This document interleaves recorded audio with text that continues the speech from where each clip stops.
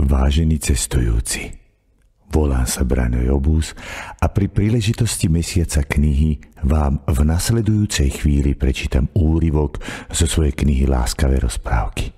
Táto kniha je tiež súčasťou projektu Knihobežník. Láska k cestovaniu. No len pozeraj a ja ti poviem, o čo ide. Ten chlap sa volal Etienne. Miloval cestovanie. Narodil sa ako syn letuške Mirke a šoférovi autobusu Jaroslavovi. Ešte nebol ani na svete a už mal nalietaných 10 000 hodín v bruchu svojej matky. Ako dieťa sa sústavne vrtal v knihách o ľuďoch, ktorým sa láska k cestovaniu stala osudnou.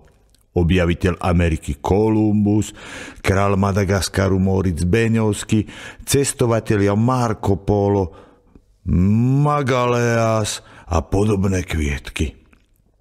Najprv musel mať svoju trojkolku, potom kolobežku, neskôr bicykel a cestoval a cestoval.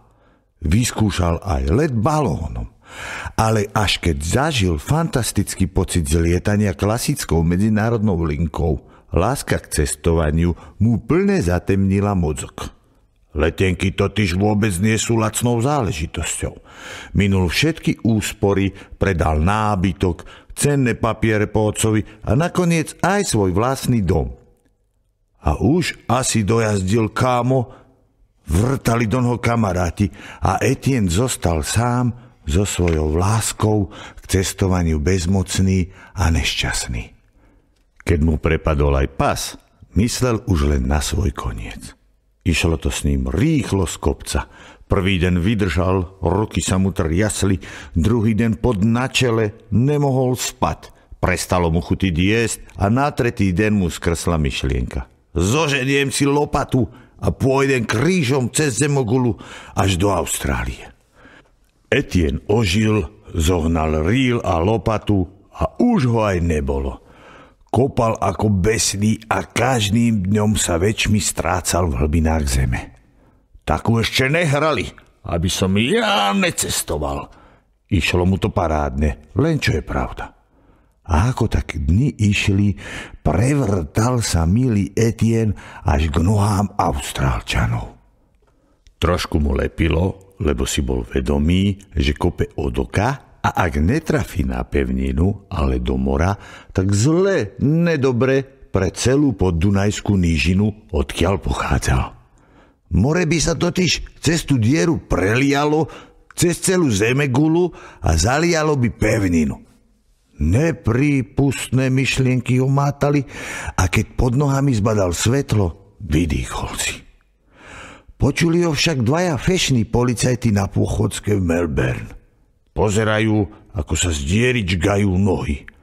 Prídu bližšie a s pokojom austrálskych strážnikov pokrepkajú Etienna po chrbte. Dobrý deň, mladý muž. Kamže? Dobrý, som cestovateľ a pochádzam z poddunajskej nížiny. Aha, tak nám, prosím vás, ukážte cestovný pas. Ale páni, prosím vás, ja tu nie som loďou a ani lietadlom. Ja som tu vlastne doma. Doma na záhrade som si len tak kopal a som tu. Ja tak cestujem. Je to čestné, hranice som neprekročil a predsa som v druhom štáte. Tak to je teda v poriadku, pán? Etienne, volám sa Etienne a musím cestovať, ináč zomriem.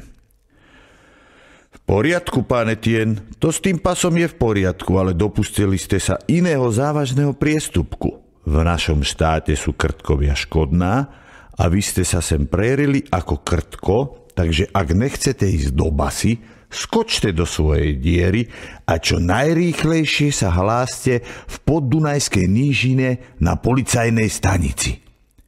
No ako by to vyzeralo, keby si každý zemegulčan vrtal do zemegule diery? Čo skoro by sme boli ako Emmental. Ďakujem za pozornosť a želám príjemnú cestu.